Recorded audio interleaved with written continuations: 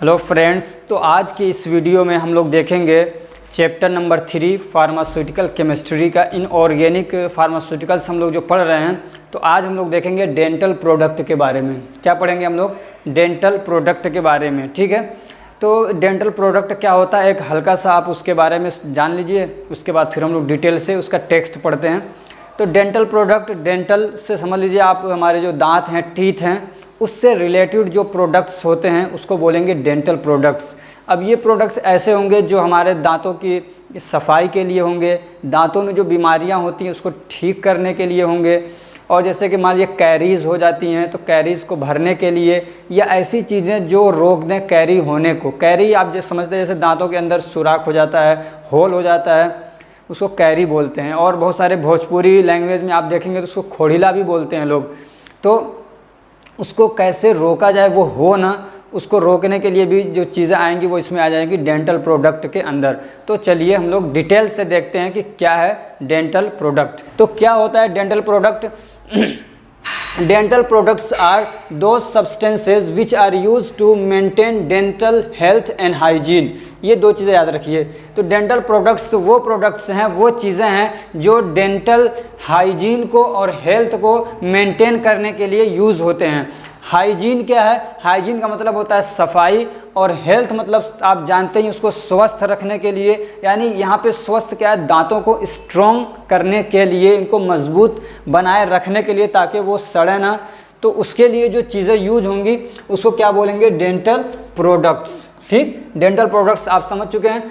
अब जैसे कि हम लोग ये एक बात ध्यान रखिए कि ये हम लोग पढ़ रहे हैं क्या? इनऑर्गेनिक केमिस्ट्री है। ये चैप्टर नंबर 3 जो है फार्मास्यूटिकल केमिस्ट्री का चैप्टर नंबर 3 है, वो इनऑर्गेनिक फार्मास्यूटिकल्स हैं। ठीक है, तो इसमें जो दवाएं आएंगी वो इनऑर्गेनिक होगी। इनऑर्गेनिक का मतलब ये होता है कि जिसमें कार्बन और हाइड्रोजन के कंपाउंड्स ना हो, उसमें यानी कोई भी कंपाउंड ऐसा हो जिसमें हाइड्रोजन और क्या कहते हैं कार्बन एक साथ ना आए।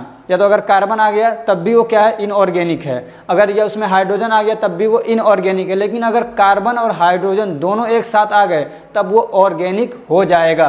तो चलिए ठीक है, तो यही यहाँ पे कह रहे हैं कि inorganic compounds which are used in dental products can be categorised as. तो कह रहे हैं कि जो इनऑर्गेनिक कंपाउंड्स हैं जो कि डेंटल प्रोडक्ट में आते हैं तो वो इस तरीके से उनको हम लोग कैटेगराइज कर सकते हैं। तो क्या क्या है? क्लीनिंग एजेंट्स, दूसरा क्या है? डेंटिफ्राइसिस। यानी ये समझिए कि जो डेंटल प्रोडक्ट में जो चीज़ें यूज़ होती हैं वो ये हैं। डेंटल प्रोडक्ट्स में जो चीज़ें यूज़ होती हैं या जिस टाइप से दांतों को ट्रीट किया जाता है, उनको ठीक करने के लिए, वो सब क्या है? ये हैं। तो पहला क्या है? क्लीनिंग एजेंट्स हैं। दूसरा क्या है? डेंटिफ्राइसिस है। तीसरा क्या है? Anti carries agent. इस सब बता रहा हूँ मैं क्या क्या है ये। चौथा क्या है? डिसेंसिटाइजिंग एजेंट्स हैं। और क्या है? पांचवा सीमेंट्स एंड फिलर्स हैं। छठा क्या है? ओरल एंटीसेप्टिक्स हैं। सातवां क्या है? पॉलिशिंग या एब्रेसिव एजेंट्स हैं। इसमें 2-3 चीज़ें आपको डिटेल में पढ़ना है जो आपके सिलेबस में है। बाकी मैं चीज़ें वैसे हल्का फुल्का आपको नॉलेज दे दूंगा, क्योंकि एग्ज़ाम में वो आने वाले नहीं हैं। लेकिन आपके नॉलेज में थोड़ी सी क्या मतलब मैं ज़्यादती कर दूंगा, इजाफा करने के लिए, आपके नॉलेज को बढ़ाने के लिए, इंक्रीज़ करने के लिए मैं बता दूंगा हल्का फुल्का सबको। तो इसमें आपको डेंटिफ्राइसिस पढ़ना है डिटेल से, और ये पढ़ना है एंटी कैरीज, ये आपको डिटेल से पढ़ना है। ठीक है, तो अब ये क्या है कि पहले हम लोग जो मतलब डिटेल से नहीं पढ़ना है उसको देख लेते हैं, बाकी उसके बाद जो डिटेल वाली हैं उनको हम लोग पढ़ेंगे। तो सबसे पहले क्या है? Cleaning agents.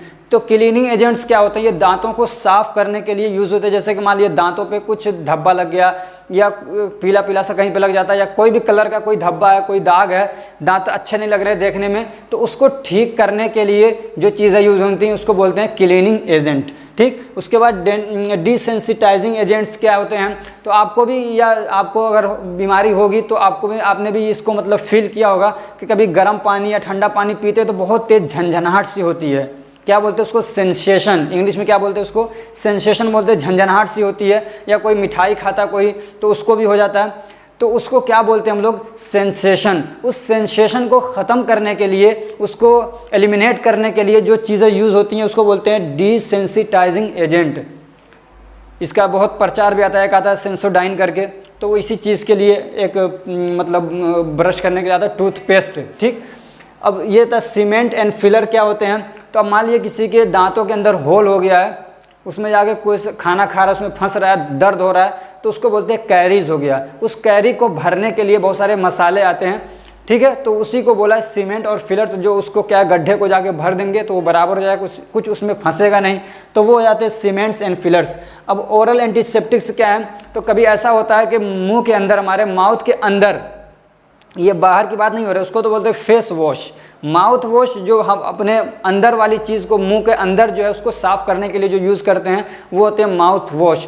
तो वो क्या है इसमें ओरल एंटीसेप्टिक। ओरल एंटीसेप्टिक क्या होते हैं, जो मतलब मुंह के अंदर ही यूज़ होते हैं ये भी। जैसे कि मान लीजिए बैक्टीरियल इन्फेक्शन हो गया, तो उसको अब बैक्टीरिया को मारने के लिए या किल करने के लिए जो चीज़ें यूज़ होंगी वो क्या होंगी, एंटीसेप्टिक हो जाएंगी।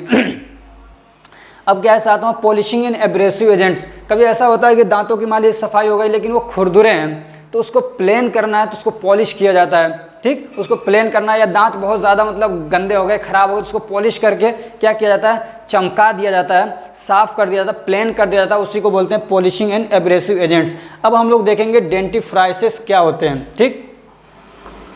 अगर आपको कुछ समझ में नहीं आ रहा, कोई कन्फ्यूज़न है, कुछ भी प्रॉब्लम है तो ज़रूर कमेंट करके बताइए। आपसे कांटेक्ट करने की ज़रूर कोशिश करूँगा जैसे ही मुझे टाइम मिलेगा, क्योंकि अकेले ही मैं सारा काम करता हूँ, इसलिए मेरे पास थोड़ा टाइम कम रहता है। अब मैं डी फार्मा को फर्स्ट ईयर को भी पढ़ा रहा हूँ, सेकेंड ईयर को भी मतलब मैं पढ़ा रहा हूँ, तो टाइम थोड़ा कम है, इसलिए हो सकता है कि आपको रिप्लाई करने में देर हो जाए, लेकिन कोशिश ज़रूर करूँगा मैं। अब हम लोग क्लीनिंग एजेंट्स हमने थोड़ा बता दिया, लेकिन फिर भी आप यहाँ पे दे रखा है मैंने, तो देख लीजिए क्या होता है cleaning agents. These are the substance which are use to remove the stain from teeth. कह रहे हैं कि क्लीनिंग एजेंट्स वो चीज़ें होती हैं जो हमारे दांतों से स्टेन को हटाने के लिए, रिमूव करने के लिए यूज़ होते हैं, ठीक है। क्लीनिंग एजेंट्स क्या हैं, जो हमारे दांतों से स्टेन को रिमूव करने के लिए यूज़ होते हैं। स्टेन क्या है, दांतों के ऊपर दाग धब्बा, जिसे पीला पीला सा लग जाता है, दांत बहुत पीले हो जाते हैं चूहे की तरह, तो उसको बोलेंगे हम लोग स्टेन। तो उसको साफ़ करने के लिए, हटाने के लिए जो चीज़ें यूज़ होती हैं उसको क्या बोलेंगे हम लोग, क्लीनिंग एजेंट्स। अब कुछ पॉपुलर क्लीनिंग एजेंट्स जो कि प्रिपरेशन में यूज़ होते हैं, यानी जैसे कि मान लीजिए टूथपेस्ट बन रहा है या फिर पाउडर बन रहा है, तो उसके अंदर उसको डाले जाते हैं ताकि दांतों की सफाई अच्छी से हो जाए। तो उसमें से कुछ ऐसे हैं जो बहुत ज़्यादा मतलब यूज़ होते हैं, तो वो क्या हैं, तो वो हैं dibasic and tribasic calcium phosphate. क्या मान लीजिए कोई भी दंत मंजन बन रहा है या पेस्ट बन रहा है, तो उसके अंदर क्या डाला रहेगा, ज़्यादातर ये डाला जाता है dibasic and tribasic calcium phosphate. ऐसे ही क्या है, सोडियम मेटाफॉस्फेट, क्या डालते हैं, सोडियम मेटाफॉस्फेट, ये डाला जाता है, ठीक। अब हम लोग देखते हैं कि डेंटिफ्राइसिस, ये आप ध्यान से पढ़ना, ये हो सकता है कि आपके मतलब एग्जाम में पूछ लिए क्वेश्चन। क्या है डेंटिफ्राइसिस, तो डेंटिफ्राइसिस क्या देखते हैं। Dentifrice is a substance which is used for normal cleaning the reachable surface of the teeth with a toothbrush। आपको हल्का फुल्का समझ में आ ही गया होगा कि डेंटिफ्राइसिस वो चीज़ें होती हैं, वो सब्सटेंस होते हैं, यानी ये टूथपेस्ट भी हो सकते हैं, पाउडर भी हो सकते हैं, ठीक। तो ये क्या करते हैं कि जो which are used for normal cleaning the reachable surface of teeth, यानी दांतों में वो जगह जहाँ तक कोई ब्रश पहुँच सकता है उसकी सफाई करने के लिए। टूथ ब्रश के साथ जो चीज़ यूज़ करते हैं अपने दांतों को साफ़ करने के लिए, ठीक है, यानी कि ब्रश से दांतों को साफ़ करने के लिए जो भी चीज़ यूज़ करते हैं वो क्या हो जाएगा, डेंटिफ्राइसिस। समझ में आया। जो डेंटिफ्राइसिस होती हैं वो रीचएबल एरिया तक की सफाई के लिए जो यूज़ होती हैं, ठीक है, यानी जहाँ तक आपका ब्रश पहुँच सकता है। अब दांतों के अंदर कहीं पे कुछ फंसा हुआ है तो उससे आपके मतलब उसके लिए ये यूज़ नहीं होता, उसके लिए दूसरी चीज़ें आएंगी, ठीक। आगे क्या है इसके टाइप्स ऑफ डेंटिफ्राइसिस। अब डेंटिफ्राइसिस क्या आप समझ गए होंगे कि मतलब दांतों की सफाई के लिए ब्रश के साथ जो यूज़ करते हैं, जो प्रोडक्ट्स, जो भी सब्सटेंस, जो भी चीज़ें, वो क्या है, डेंटिफ्राइसिस हैं। अब कितने टाइप्स के होते हैं, तो ये होता है टूथपेस्ट, आप जानते हैं अच्छे से, टूथ पाउडर आता है और माउथ वॉश करके आता है, लिक्विड टाइप का आएगा जो मुंह में डाल के आप गार्गल कर लेंगे तो मुंह से सफाई हो जाती है। तो इस टाइप इतनी 3 तरह के ये क्या आते हैं, डेंटिफ्राइसिस आते हैं। अब हम लोग देखते हैं कि एग्जाम्पल ऑफ डेंटिफ्राइसिस। एग्जाम्पल ऑफ डेंटिफ्राइसिस मतलब कौन सी दवाएं यूज़ होती हैं, इसके अंदर कौन सा सब्सटेंस यूज़ होता है, किसके अंदर, डेंटिफ्राइसिस के अंदर, यानी दांतों की सफाई के लिए जो यूज़ होते हैं। तो उसमें क्या होता है, कैल्शियम कार्बोनेट, यानी कि सिर्फ यही यूज़ होता है, और भी बहुत सारी चीज़ें उसके अंदर डाली जाती हैं, लेकिन ये भी मेन एक होता है, क्या होता है, कैल्शियम कार्बोनेट या कैल्शियम फॉस्फेट। लेकिन आपके सिलेबस में सिर्फ ये दिया है कैल्शियम कार्बोनेट। तो ये पूछ सकता है कि डेंटल प्रोडक्ट के एग्जाम्पल लिखिए, तो आप उसमें क्या लिखेंगे, कैल्शियम कार्बोनेट कैल्शियम फॉस्फेट। अगर एक्सप्लेन करने के लिए कहेगा तो सिर्फ कैल्शियम कार्बोनेट को कहेगा, इसलिए कि आपके एग्जाम उसमें मतलब सिलेबस में इसी को सिर्फ एग्जाम्पल में दिया है। अब कैल्शियम कार्बोनेट की डिटेल मैं आपको उसमें एंटासिड के अंदर कैल्शियम कार्बोनेट की पूरी चीज़ें डिटेल से पढ़ा चुका हूं, इसलिए मैं दोबारा यहाँ पर रिपीट नहीं करूँगा। वही चीज़ें जो आपने वहाँ पढ़ी हैं वो उसी को आप इसमें क्या करते हैं, मेंशन कर सकते हैं, लिख सकते हैं। ठीक, अब हम लोग देखेंगे anti carries agents. Anti caries क्या होते हैं? तो एंटी कैरी सबसे पहले जानिए कि कैरी क्या होता है। तो आपके जो दांत है, मान लीजिए ये दांत है आपका,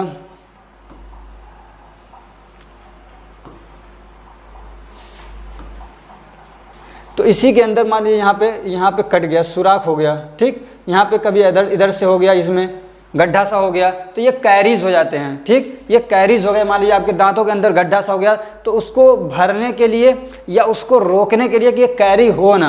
अब कैरी कैसे होती है वो इसमें लिखा हुआ भी बता रहा हूँ। कैरीज को रोकने के लिए जो चीज़ें यूज होंगी उसको बोलते हैं एंटी कैरीज। कैरीज को यानी गड्ढा होने से रोकने के लिए जो चीज़ें यूज होती हैं उसको बोलते हैं कैरीज। अब एक बात याद रखिए कि ये आपका दांत है मान लीजिए, ठीक है, तो ये बाहर वाली जो सबसे लेयर होती है बहुत हार्ड होती है, इसको इनेमल भी बोलते हैं। ठीक, इसको क्या बोलते हैं, इनेमल। ये बहुत हार्डेस्ट होता है, बहुत हार्ड होता है, बहुत कठोर होता है, सख्त होता है, जो जल्दी से घुलता नहीं है, ना एसिड के अंदर ना वाटर के अंदर। अगर ये घुल जाए तो फिर इसमें क्या हो जाएंगे, सुराख हो जाएंगे। तो अब एक होता है acid, lactic acid. Lactic acid में क्या होता है, जब ये घुलता है, जब उसके अंदर सोल्यूबल हो जाता है, उसमें घुलने लगता है, तब इसके अंदर कैरीज होना शुरू हो जाते हैं। अब डेफिनेशन देख लीजिए थोड़ा इसका। तो एंटी कैरीज क्या है? Anti caries are those substances which prevent dental caries. Anti caries वो चीज़ें होती हैं जो डेंटल कैरीज को क्या करती हैं, प्रिवेंट करती हैं, यानी दांतों के अंदर कैरीज होने से रोकती हैं। और क्या करती है, टूथ डीके यानी दांतों को सड़ने से रोकती हैं।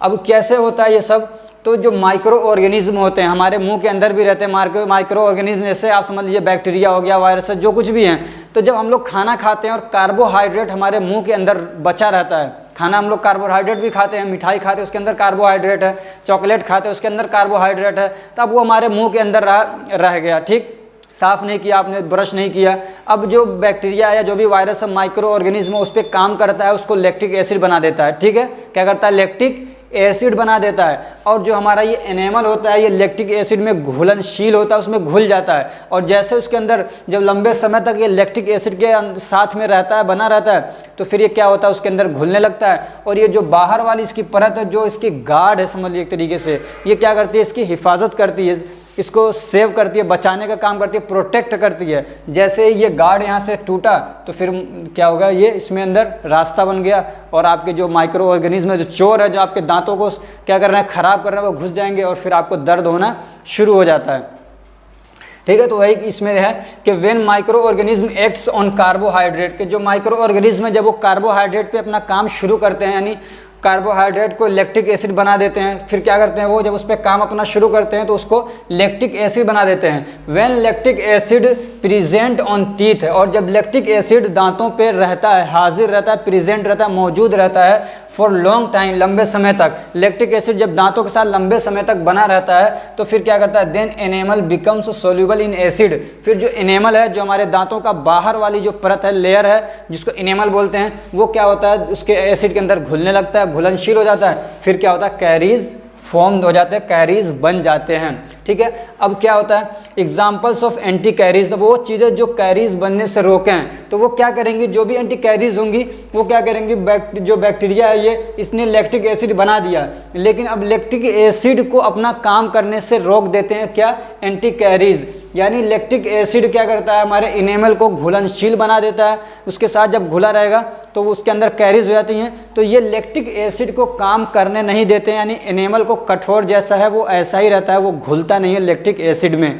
तो वो क्या करते हैं, ये हमारे जो एंटी कैरीज हैं, तो उसका एग्जांपल क्या, सोडियम फ्लोराइड, ये सबसे मेन है जो बहुत ज़्यादा यूज़ होता है, बहुत फेमस है, क्या है, सोडियम फ्लोराइड। अब कभी क्वेश्चन ऐसे ही पूछ लेता है कि लैक्टिक एसिड को उसके काम से रोकने के लिए कौन सा मतलब सब्सटेंस यूज़ होता है, तो कौन सा होगा, सोडियम फ्लोराइड। या कैरीज को रोकने के लिए कौन सा सब्सटेंस यूज़ होता है, तो वो क्या है, फ्लोराइड। ठीक है, और दूसरा क्या है, सोडियम मेटाफॉस्फेट। लेकिन ये आपके एग्जाम्पल दिया सिर्फ आपके सिलेबस में, तो इसको डिटेल से पढ़ना है। ठीक, अब कह रहे हैं कि these substances inhibit the formation of carries. ये जो एग्जांपल्स है सोडियम फ्लोराइड, सोडियम मेटाफॉस्फेट, ये क्या करते हैं, ये कैरीज को होने से रोकते हैं। कैसे रोकते हैं? By decreasing the solubility of enamel in acid. जो एनेमल है उसको सोल्यूबल होने से, घुलनशील होने से रोकते हैं, किसमें? एसिड के अंदर। अब सोडियम फ्लोराइड क्या है इसका एक देख लीजिए। तो sodium fluoride is a type of anti carries, anti carries, यहाँ पे आर छूट गया है। तो सोडियम फ्लोराइड क्या एक तरीके का ये एंटी कैरीज है। एंटी कैरीज आप जान चुके हैं। And prevent the tooth decay, और दांतों को सड़ने से रोकता है। अब फार्मास्यूटिकल फॉर्मुलेशन क्या है, तो किस किस चीज़ें क्या क्या बनती हैं इसकी, तो इसका डेंटल क्रीम आता है और डेंटल जेल आता है, ठीक। और क्या आता है सोडियम फ्लोराइड में, तो लिक्विड सॉल्यूशन आता है, लिक्विड आता है इसका। और क्या आता है? लोजेंजेस आते हैं। लोजेंजेस जानते हैं, लिक्विड तो जानते हैं आप, जो मतलब जैसे पानी की तरह रहता है। और क्या आता है? लोजेंजेस आते हैं। लोजेंजेस जैसे आप लेके मुंह में चबाते हैं, चूसते हैं ना, जैसे कि स्ट्रेप्सिल आ गया, ऐसे विक्स की गोली, तो ये सब क्या लोजेंजेस हैं। तो ऐसे इसका भी लोजेंजेस आता है, किसका? सोडियम फ्लोराइड का। आप उसको मुंह में रखेंगे तो फिर क्या होगा, आपके दांत जल्दी से सड़ेंगे नहीं, आप उसको खाएंगे, मज़ा भी आएगा और दांत में कैरीज भी नहीं होगी।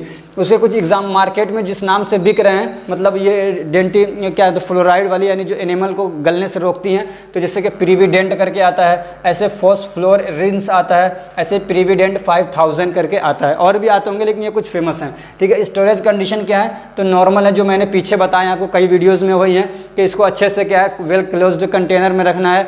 और इसके अलावा एक दो और मैंने बता दिए जिसको आपको हर जगह फिट करना है, वो क्या है, बच्चों से पहुँच से दूर रखना है, यानी कि it should be keep away from the children's reach, बच्चों की पहुंच से उसको दूर रखना है। और उसको क्या करना है, it should be stored in well ventilated place, ठीक।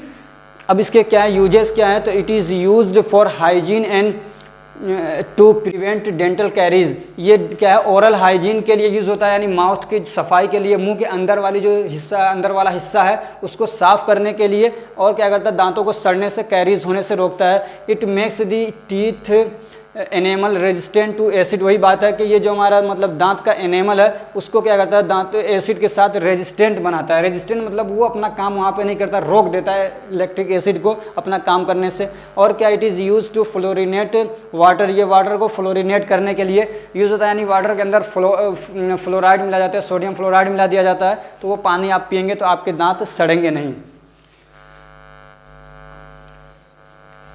अब एक चीज़ है डेंचर्स क्लीनर्स। मैंने शुरू में कुछ आपको बताया था डेंचर्स क्लीनर्स के बारे में, डेंचर्स के बारे में। तो डेंचर्स आप जानते हैं, डेंचर्स क्या है, जो मतलब आर्टिफिशियल यानी नकली दांत बाहर से मुंह में लगा लिए जाते हैं, वो डेंचर्स होते हैं। जैसा कि आप यहाँ पे देख सकते हैं उसकी इमेज, ठीक। तो अब क्या होता है, उसको साफ़ करने के लिए जो चीज़ें यूज़ होंगी उसको बोलेंगे डेंचर्स क्लीनर्स, या क्लींजर्स भी बोलते हैं उसको कभी कभार। क्या बोलते हैं, क्लींजर्स।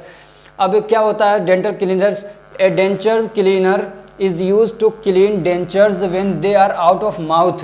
ये कह रहे हैं कि जो डेंचर्स हैं, यानी जो नकली दांत है, जब वो मुंह से बाहर होते हैं तो उसको साफ़ करने के लिए जो चीज़ें यूज़ होती हैं उसको बोलते हैं डेंचर्स क्लीनर्स, ठीक है। अब फार्मास्यूटिकल फॉर्मुलेशन क्या है, तो उसका लिक्विड फॉर्म में आता है, पेस्ट आता है और पाउडर आता है इसका, ठीक। मार्केट प्रिपरेशन क्या है, तो मार्केट में इस नाम से बिकता है, पोलिएंट के, या एफरडेंट, या सिक्योर, ठीक है। ये 3 नाम है, आप इसमें से 1-2 याद कर लीजिए।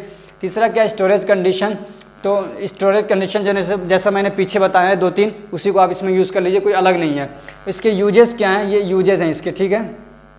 ये क्या है, इसके यूजेस हैं, दे यूज टू क्लीन डेंचर्स। ये दांत, ये डेंचर्स को ठीक करने के लिए यूज़ होते हैं। डेंचर्स मैं बता चुका हूँ, नकली दांत जो होते हैं, ठीक है।